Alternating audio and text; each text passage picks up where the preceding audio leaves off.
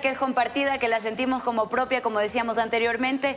Felicitaciones a él, su familia y a todos quienes han hecho posible esto, a su equipo de preparación, que también es muy importante. Recuerde que TVC es canal oficial de las Olimpiadas en París 2024 y usted puede ver la programación aquí en nuestra señal. Bueno, luego de los deportes y la cita olímpica, vamos de vuelta a ver lo que le pasa a nuestro país. La ministra de Interior, Mónica Palencia, visitó la Asamblea Nacional para dar detalles de los avances del Plan Fénix. Esto, Robert, amigos, durante el primer semestre del 2024, esta comparecencia se efectuó en medio del tratamiento del juicio político que el correísmo lleva en su contra.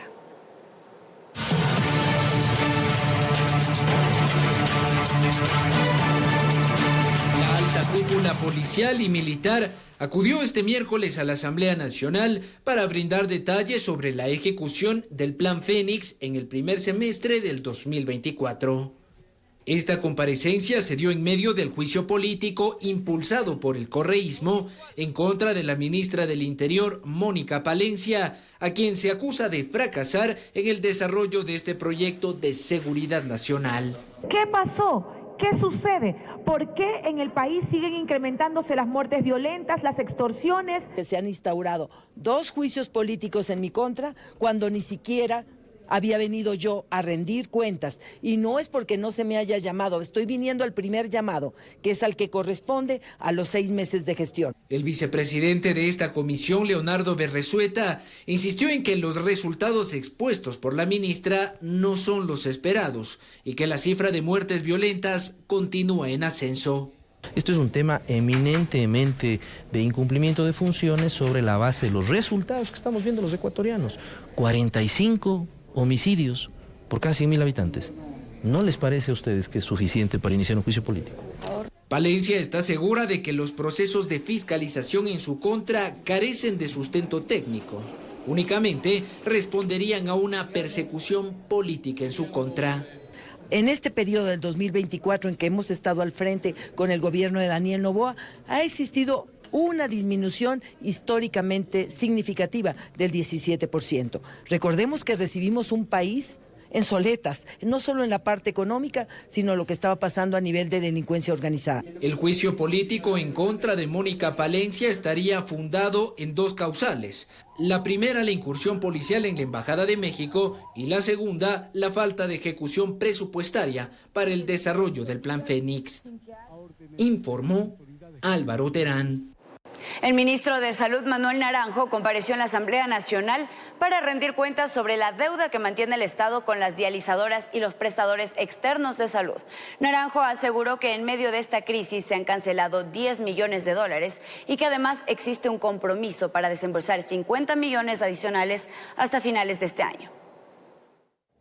La Comisión de Salud de la Asamblea Nacional exhortó al gobierno de Daniel Noboa a cancelar la deuda que mantiene con Solca y 122 dializadoras. Integrantes de esta mesa legislativa aseguran que la situación del sistema público es crítica y que la vida de miles de pacientes estaría en riesgo. De buenas intenciones no se soluciona nada.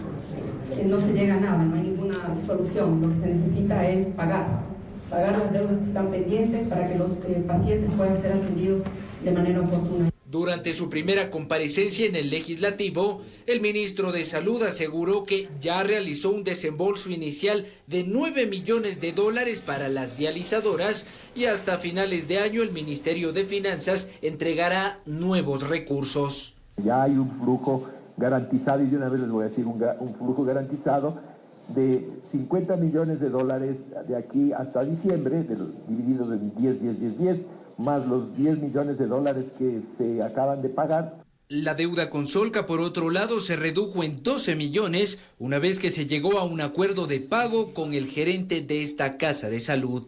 A Solca, como les había manifestado, la deuda está ahora en 78, ya están con los 12 menos de los 90 que había dicho, entonces estamos con los 78. Yo le paso esto. Los integrantes de esta comisión instaron al gobierno no solo a cancelar lo adeudado, sino también a ejecutar de manera eficiente el presupuesto asignado para la salud pública. La ejecución presupuestaria no llega ni al 30% en algunos hospitales. Es por eso que desde diciembre hemos nosotros fiscalizado y hemos encontrado hospitales sin medicina, sin insumos y equipos dañados. El Ministerio de Salud también se comprometió a equilibrar y transparentar las derivaciones a prestadores privados a fin de evitar actos de corrupción, informó Álvaro Terán. Dentro del caso Metástasis, un ex agente que laboraba en la Dirección de Lavado de Activos fue sentenciado a una pena reducida de 40 meses de prisión, esto al someterse a un procedimiento abreviado donde aceptó ser autor del delito de delincuencia organizada. Veamos. Este 31 de julio, la Corte Nacional de Justicia realizó el 11º procedimiento abreviado dentro del caso Metástasis, donde se investiga casos de corrupción dentro del sistema de justicia, liderado por el asesinado narcotraficante Leandro Norero. En esta audiencia, el procesado Cristian Reinaldo Che asistió ante el juez Marcelo Cabrera para someterse a esta diligencia de justicia negociada, donde la Fiscalía presentó los elementos de convicción en contra del procesado, quien aceptó la culpabilidad del delito de delincuencia organizada. Cristian Reinaldo Che se desempeñaba como policía dentro de la Dirección de Investigación de Lavado de Activos, desde donde filtró información sobre el caso que se realizaba en contra de Norero. El exagente filtró datos y anticipó las acciones que realizaría el fiscal del caso. La organización criminal lo reclutó para que compartiera datos privilegiados e intente alterar los indicios recabados dentro de dicha investigación, así como compartiera los informes que se elaboraban en esa unidad. Por esta colaboración, el policía recibió un teléfono de alta gama, lo que despertó sospechas de sus superiores. Esto se pudo evidenciar en un audio donde el uniformado comentó que no quiere generar alertas y no quiere tener problemas, por lo que decidió devolver este dispositivo. Tras analizar los 36 elementos de convicción presentados por Fiscalía, el juez Cabrera dictó 3 años y 4 meses de cárcel en su contra. Además, deberá pagar $5.520 de multa y una reparación integral a favor del Estado ecuatoriano de $11.040. Este jueves 1 de agosto, el abogado en libre ejercicio César Manuel A.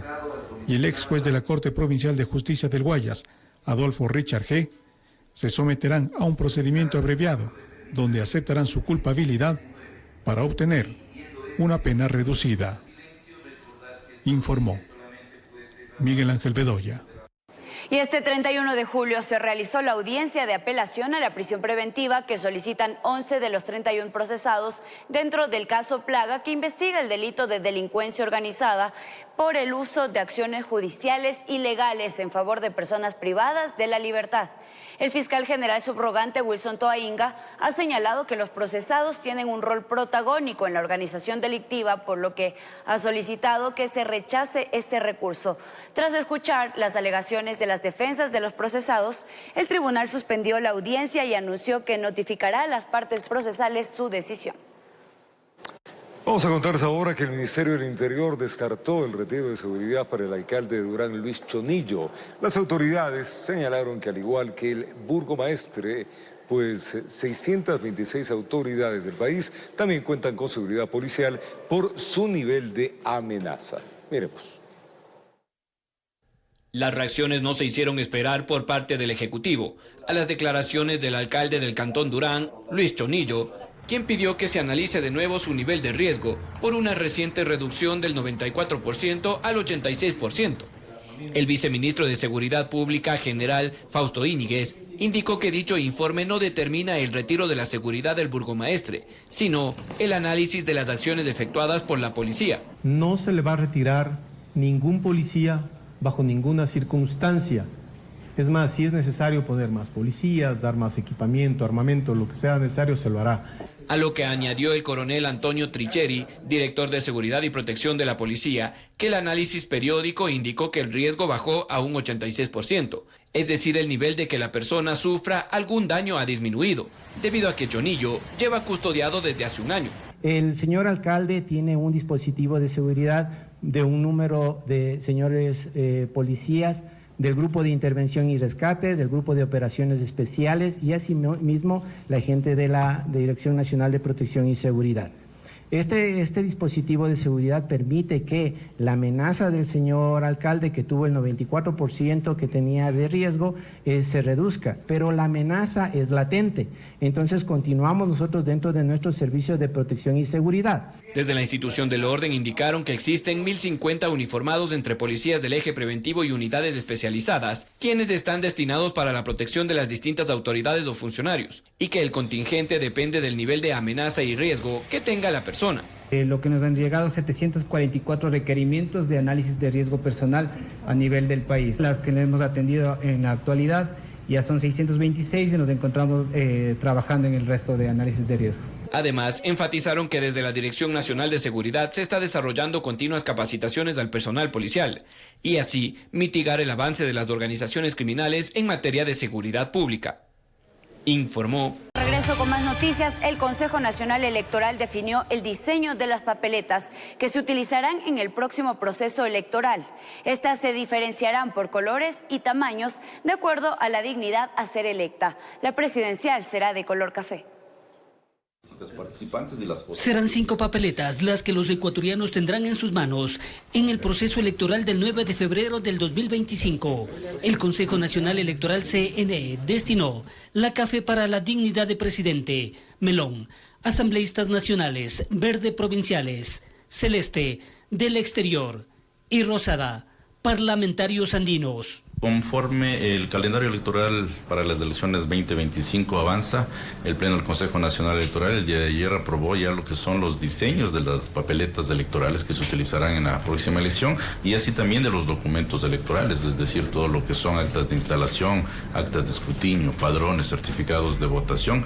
Tomando el ejemplo de votaciones anteriores, no se pretende escatimar en las seguridades. Para el efecto se utilizará en las papeletas papel moneda, anticopia, antiescáner, con microtextos legibles al ojo humano, como también utilizando un dispositivo especial. Y por supuesto también que los diseños sean, digamos, de fácil comprensión de la ciudadanía al momento que va a sufragar. Ustedes pueden encontrar en estas papeletas los logos claramente identificados de las organizaciones políticas que participarán, las fotografías de los candidatos que en su momento pues accedan a la inscripción y sus candidaturas estén en firmes. Eso facilitará a los ciudadanos que escojan la opción por la cual hayan decidido sufragar.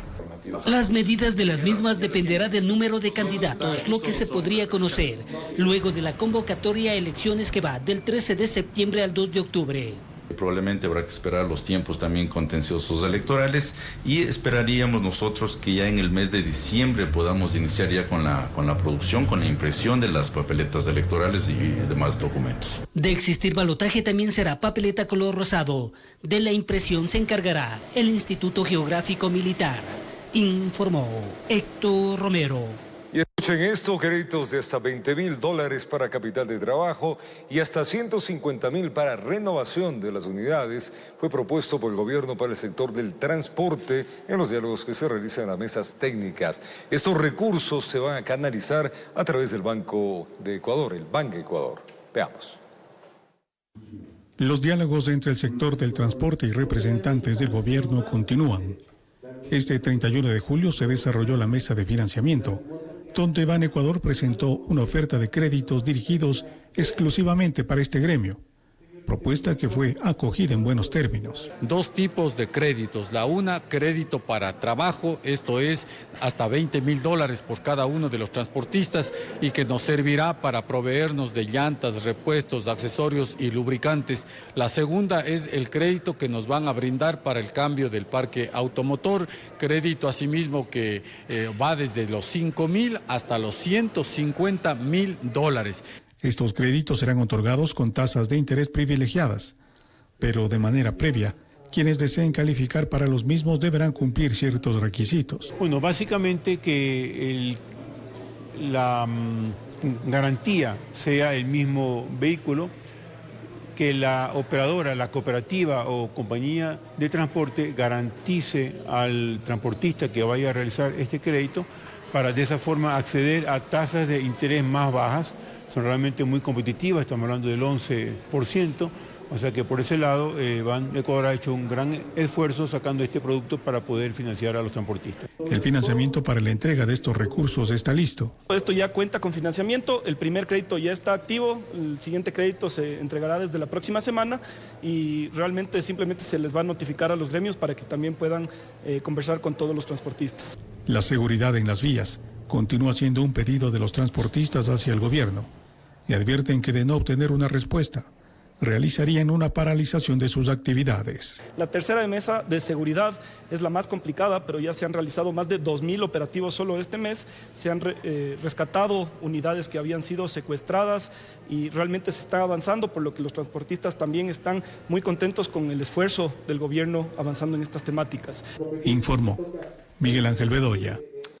Hay un nuevo mecanismo de fraude tributario a través de la devolución del impuesto al valor agregado IVA. Esto ha detectado el SRI, el Servicio de Rentas Internas, y en los próximos días se presentará la denuncia ante la Fiscalía General del Estado.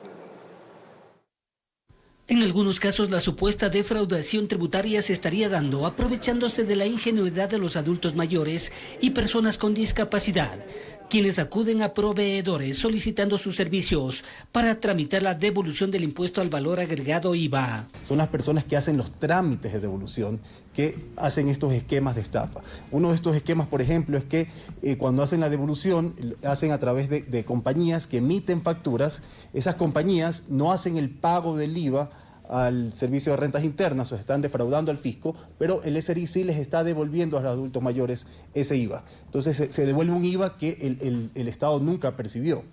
Damián Larco, director general del SRI, da cuenta que no se trataría de uno o dos servidores que estarían aplicando este esquema de fraude.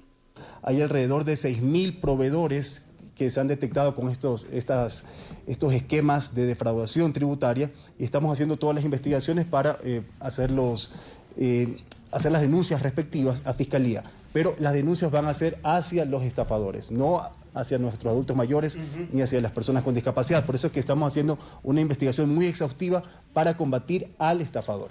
La defraudación tributaria se sanciona con pena privativa de la libertad. Por el momento, el organismo de control tributario no ha establecido a cuánto ascendería el perjuicio a las arcas del Estado. Esto se ha venido haciendo mucho tiempo atrás. Nosotros lo hemos detectado y justamente vamos a hacer las denuncias del caso.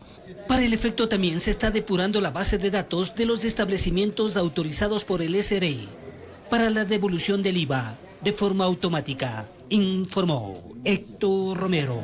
Y el presidente Daniel Noboa visitó el cantón Machala, esto es en la provincia del Oro. El primer mandatario realizó la reapertura de la unidad educativa e inauguró el muelle 6 de autoridad portuaria, esto en el puerto de Bolívar. Veamos. Esta unidad educativa, que estuvo cerrada por más de 10 años, fue lo primero que reaperturó el presidente Daniel Noboa en su visita a la capital de El Oro. Allí mencionó que la educación es un derecho por el cual se construye el nuevo Ecuador. Queremos que todos tengan acceso. Por eso vamos a reaperturar 39 unidades educativas a nivel nacional, con una inversión de 4.3 millones de dólares. También vamos a invertir en equipamiento, mobiliarios, textos escolares, uniformes, alimentación, en algunos casos con transporte escolar. En la parroquia Puerto Bolívar inauguró el muelle 6 ubicado en Autoridad Portuaria de Puerto Bolívar y la puesta de la primera piedra de 3 proyectos. Este puerto tiende a convertirse en la terminal de contenedores más avanzado en la costa del Pacífico y pretende ubicarse entre los 10 mejores puertos del mundo. Y hoy estamos entregando una obra que está 100% terminado e inaugurando 2 obras que van a servir mucho a la cadena productiva, que van a dinamizar la economía y que van a servir para que este puerto crezca mucho más. La agenda culminó con el recorrido a la unidad de vigilancia comunitaria ubicada en el comando de la subzona El Oro. Allí constató el avance de esta obra, que albergará 350 servidores policiales, entre ellos las unidades especializadas, y que estará lista en marzo del 2025, informó Richard Ceballos. En las últimas semanas hay un incremento importante de enfermedades respiratorias a escala nacional. Mientras tanto, profesionales de la salud recomiendan no automedicarse y acudir al médico en caso de que sus síntomas gripales no mejoren. Desde hace un mes, observadores epidemiológicos han detectado un repunte de enfermedades respiratorias a nivel nacional. De acuerdo a la Federación Médica Ecuatoriana, datos recopilados en hospitales centinelas señalan que existe un incremento de cuadros respiratorios. Esto se debe a la circulación en el ambiente de varios tipos de virus, entre ellos el SARS-CoV-2. Se ha visto un repunte de enfermedades respiratorias en las últimas semanas, obviamente, y esto nos preocupa porque hay que adoptar medidas de promoción y de prevención. Efectivamente, hay un 59% de virus sincitial respiratorio que ha aumentado pues, las infecciones respiratorias agudas graves. De los casos detectados, un 59% correspondería al virus sincitial respiratorio, un 23% al SARS-CoV-2 ocasionante de la COVID-19, un 7.8% respondería al virus de la influenza, mientras que el porcentaje restante estaría relacionado al virus que ocasiona un resfriado común. Los galenos recomiendan acudir a las casas de salud en caso de presentar síntomas gripales para que sea el médico quien determine el mejor tratamiento. En este sentido, se aconseja no automedicarse. Ante el resfriado, ante la tos, ante el malestar general, la fiebre alta, el decaimiento, tiene que acudir a la unidad de salud más cercana para que hagan el diagnóstico diferencial. Al consultarle al experto si considera o no necesario realizarse la prueba del COVID para descartar la presencia del virus, señala que sí recomienda hacerlo, ya que esto ayuda a obtener un diagnóstico más acertado. Y hay que hacerse las pruebas correspondientes para que el facultativo, el médico, logre hacer el diagnóstico diferencial para saber ante qué cuadro respiratorio de infección respiratoria nos encontramos. De acuerdo a datos presentados por el Ministerio de Salud Pública, en la semana epidemiológica del 30 de junio al 6 de julio se confirmaron 111 casos de coronavirus bajo notificación. Es así que ante este escenario y el incremento de cuadros respiratorios, se aconseja trabajar en prevención, utilizar mascarillas si cree necesario y acudir al médico si sus síntomas gripales no muestran mejoría. Informó Edwin Benalcázar. Y en otro tema, la Semana Mundial de la Lactancia Materna, que se celebra en la primera semana de agosto de cada año, busca hacer énfasis en la lactancia exclusiva durante los primeros 6 meses y también su continuidad con alimentos complementarios, tales como una herramienta clave para combatir la desnutrición crónica infantil.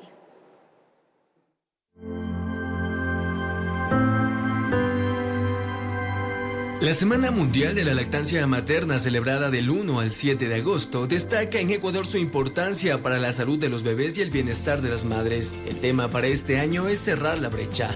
Los niños que reciben leche materna de sus madres o exclusivo de sus madres son niños que tienen menos riesgo de desarrollar infecciones del tracto digestivo, infecciones respiratorias, infecciones de oído.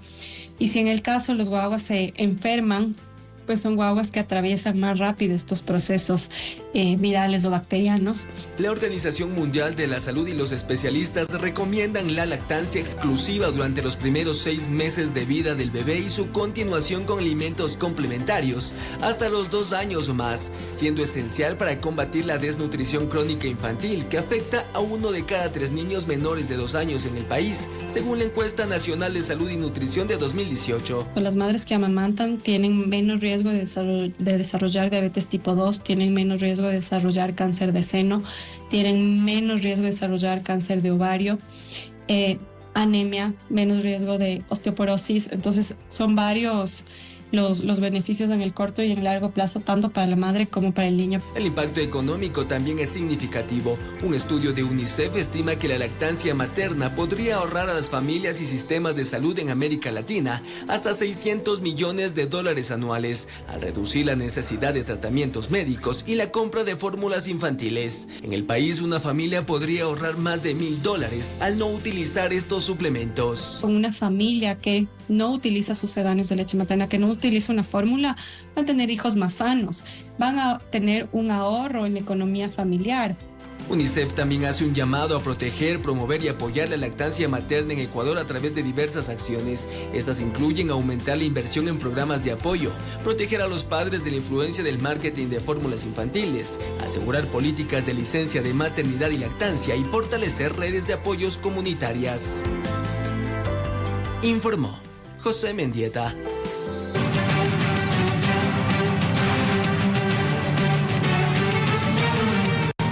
Más de 50 organizaciones sociales convocaron a líderes de movimientos y partidos políticos de centro izquierda e izquierda ciudadana, esto para construir un proyecto de unidad de cara al próximo proceso electoral.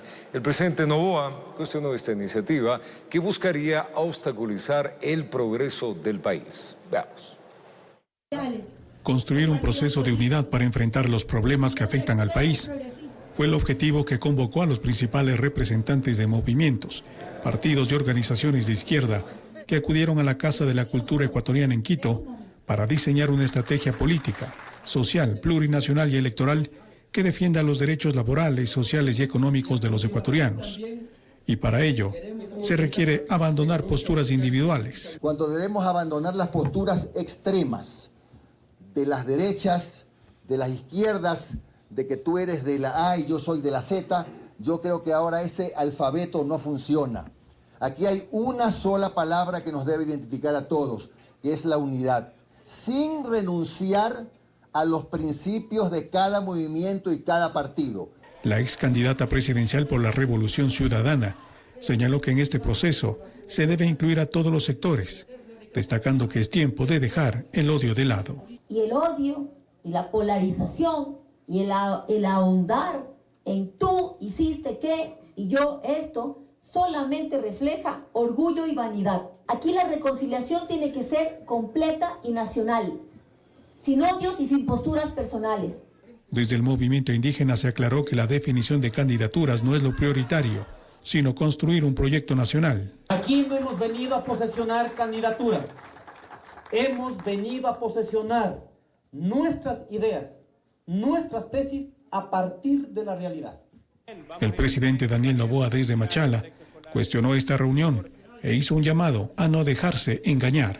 Hay un grupo de personas ahí en una Casa de la Cultura pues viendo cómo traban este progreso, cómo hacen una alianza negativa para fregarnos la paciencia.